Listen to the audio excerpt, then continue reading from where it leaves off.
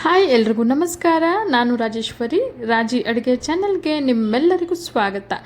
ಇವತ್ತಿನ special recipe paneer bhurji ಹೇಗೆ ಮಾಡೋದು ಅಂತ ನೋಡೋಣ. ಮಾಡೋದು ತುಂಬಾ ಸುಲಭ, ರುಚಿಯಂತೂ ತುಂಬಾ ಚೆನ್ನಾಗಿರುತ್ತೆ. ನನ್ನ ಫೇವ್ರೆಟ್ ರೆಸಿಪಿಗಳಲ್ಲಿ ಈ ಪನ್ನೀರ್ ಬುರ್ಜಿ ಕೂಡ ಒಂದು. ಅಷ್ಟು ರುಚಿಯಾಗಿರುತ್ತೆ. ಬನ್ನಿ ಈಗ ತಡ ಮಾಡದೆ ವಿಡಿಯೋನ ಸ್ಟಾರ್ಟ್ ಮಾಡೋಣ. ಈ ಪನ್ನೀರ್ ಬುರ್ಜಿ ಮಾಡೋದಕ್ಕೆ ಮೊದಲು ನಾನಿಲ್ಲಿ ಒಂದು ಕಡಾಯಿಗೆ 2 ಟೇಬಲ್ ಸ್ಪೂನ್ ಅಷ್ಟು ಕಡಲೆ ಹಿಟ್ಟನ್ನು ಸೇರಿಸ್ಕೊಳ್ತಾ ಇದ್ದೀನಿ. ಈಗ ಲೋ ಫ್ಲೇಮಲ್ಲಿ ಕಡಲೆ ಹಿಟ್ಟನ್ನು 2 ನಿಮಿಷ ಫ್ರೈ ಮಾಡ್ಕೊಳ್ಳೋಣ. ಕಡಲೆ ಹಿಟ್ಟನ್ನು ಹೈ ಫ್ಲೇಮಲ್ಲಿ ಫ್ರೈ ಮಾಡ್ಕೋಬಾರ್ದು, ಲೋ ಫ್ಲೇಮಲ್ಲೇ 2 ರಿಂದ 3 ನಿಮಿಷ ಚೆನ್ನಾಗಿ ಫ್ರೈ ಮಾಡ್ಕೋಬೇಕು. ಈಗ ಒಂದು ಬೌಲಲ್ಲಿ 3 ಟೇಬಲ್ ಸ್ಪೂನ್ ಅಷ್ಟು ಮೊಸರನ್ನು ತಗೊಂಡಿದ್ದೀನಿ. ಈ ಮೊಸರಿಗೆ ಫ್ರೈ ಮಾಡಿರೋ ಕಡಲೆ ಹಿಟ್ಟನ್ನು ಸೇರಿಸ್ಕೊಳ್ತಾ ಇದ್ದೀನಿ. ನಂತರ 1/4 ಟೀ ಸ್ಪೂನ್ ಅಷ್ಟು ಅರಿಶಿನ ಪುಡಿ, 1 ಟೀ ಸ್ಪೂನ್ ಅಷ್ಟು ಹಚ್ಚ ಖಾರದ ಪುಡಿ, 1 ಟೀ ಸ್ಪೂನ್ ಅಷ್ಟು ಧನಿಯಾ ಪುಡಿ, ರುಚಿಗೆ ತಕ್ಕಷ್ಟು ಉಪ್ಪನ್ನು ಸೇರಿಸಿ ಚೆನ್ನಾಗಿ ಮಿಕ್ಸ್ ಮಾಡ್ಕೊಳ್ಳೋಣ. ಖಾರದ ಪುಡಿಯನ್ನು ನಿಮ್ಮ ರುಚಿಗೆ ತಕ್ಕಂತೆ ಸೇರಿಸ್ಕೋಬಹುದು. ಈಗ ಕಡಲೆ ಹಿಟ್ಟು ಫ್ರೈ ಮಾಡಿರೋ ಕಡಾಯಿಗೆ 1 ಟೇಬಲ್ ಸ್ಪೂನ್ ಅಷ್ಟು ಎಣ್ಣೆನ ಸೇರಿಸಿ, ಎಣ್ಣೆ ಬಿಸಿಯಾದ ನಂತರ ಅರ್ಧ ಟೀ ಸ್ಪೂನ್ ಅಷ್ಟು ಜೀರಿಗೆ, ಅರ್ಧ ಇಂಚು ಶುಂಠಿನ ಸಣ್ಣಕ್ಕೆ ಹೆಚ್ಚಿ ಸೇರಿಸಿ, 1 ಮೀಡಿಯಂ ಸೈಜ್ ಈರುಳ್ಳಿನ ಸಣ್ಣಕ್ಕೆ ಹೆಚ್ಚಿ ಸೇರಿಸ್ಕೊಂಡಿದ್ದೀನಿ. ಈಗ ಮೀಡಿಯಂ ಫ್ಲೇಮಲ್ಲೇ ಈರುಳ್ಳಿನ 2 ರಿಂದ 3 ನಿಮಿಷ ಫ್ರೈ ಮಾಡ್ಕೊಳ್ಳೋಣ. ನೋಡಿ, ಈರುಳ್ಳಿ ಇಷ್ಟು ಫ್ರೈ ಆದರೆ ಸಾಕು. ಈಗ ಇದಕ್ಕೆ 1 ಮೀಡಿಯಂ ಸೈಜ್ ಕ್ಯಾಪ್ಸಿಕಮ್ನ ಸಣ್ಣ ಕಟ್ ಮಾಡಿ ಸೇರಿಸ್ಕೊಂಡಿದ್ದೀನಿ.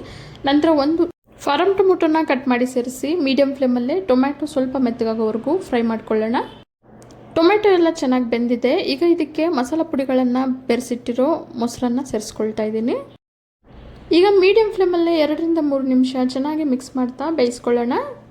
ಈ ಬುರ್ಜಿಯನ್ನು ಮಾಡಬೇಕಾದ್ರೆ ಆದಷ್ಟು ದಪ್ಪ ತಳ ಇರೋ ಪಾತ್ರೆನ ಬಳಸೋದು ತುಂಬಾ ಒಳ್ಳೆಯದು. 100 ಗ್ರಾಮ್ ಅಷ್ಟು ಪನ್ನೀರನ್ನು ಕೈಯಲ್ಲೇ ಸ್ಮ್ಯಾಶ್ ಮಾಡ್ತಾ ಸೇರಿಸ್ಕೊಳ್ತಾ ಇದ್ದೀನಿ.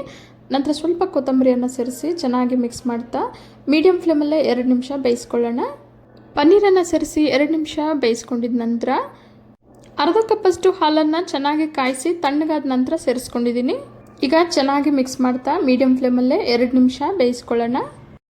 ಹಾಲನ್ನು ಸೇರಿಸಿ 2 ನಿಮಿಷ ಬೆಂದ ನಂತರ ಗ್ಯಾಸ್ ಫ್ಲೇಮನ್ನು ಲೋ ಫ್ಲೇಮಲ್ಲಿಟ್ಟು ಅರ್ಧ ಟೀ ಸ್ಪೂನ್ ಅಷ್ಟು ಕಸೂರಿ ಮೇಥಿಯನ್ನು ಸೇರಿಸಿ ಚೆನ್ನಾಗಿ ಮಿಕ್ಸ್ ಮಾಡ್ತಾ 1 ನಿಮಿಷ ಬೇಯಿಸ್ಕೊಳ್ಳೋಣ. ಕಸೂರಿ ಮೇಥಿಯನ್ನು ಸೇರಿಸಿ 1 ನಿಮಿಷ ಬೇಯಿಸಿದ ನಂತರ ಗ್ಯಾಸ್ ಫ್ಲೇಮನ್ನು ಆಫ್ ಮಾಡ್ಕೊಳ್ಳೋಣ. ಬುರ್ಜಿ ಬಿಸಿ ಇದ್ದಾಗಲೇ ಈಗ ಇದಕ್ಕೆ 1 ಟೀ ಸ್ಪೂನ್ ಅಷ್ಟು ಬೆಣ್ಣೆನ ಸೇರಿಸ್ಕೊಳ್ತಾ ಇದ್ದೀನಿ. ಬೆಣ್ಣೆನ ಸೇರಿಸಿ ಚೆನ್ನಾಗಿ ಮಿಕ್ಸ್ ಮಾಡ್ತಾ ಬಿಸಿ ಬಿಸಿಯಾಗಿ ಈ ಪನ್ನೀರ್ ಬುರ್ಜಿಯನ್ನು ಚಪಾತಿ, ಪರೋಟ, ರೋಟಿ ಯಾವುದ್ರ ಜೊತೆಗಾದರೂ ಸರ್ವ್ ಮಾಡ್ಕೋಬಹುದು. ನಾನಿವತ್ತಿಲ್ಲಿ ಬ್ರೆಡ್ಡನ್ನು ರೋಸ್ಟ್ ಮಾಡಿ ಬ್ರೆಡ್ ಜೊತೆಗೆ ಸರ್ವ್ ಮಾಡ್ತಾ ಇದ್ದೀನಿ. ಬೆಳಿಗ್ಗೆ ಬ್ರೇಕ್ಫಾಸ್ಟ್ಗೆ ಅಥವಾ ಈವ್ನಿಂಗ್ ಸ್ನ್ಯಾಕ್ಸ್ ಆಗಿ ಮಕ್ಕಳಿಗೆ ಬ್ರೆಡ್ ಜೊತೆಗೆ ಈ ರೀತಿ ಮಾಡಿಕೊಡಬಹುದು.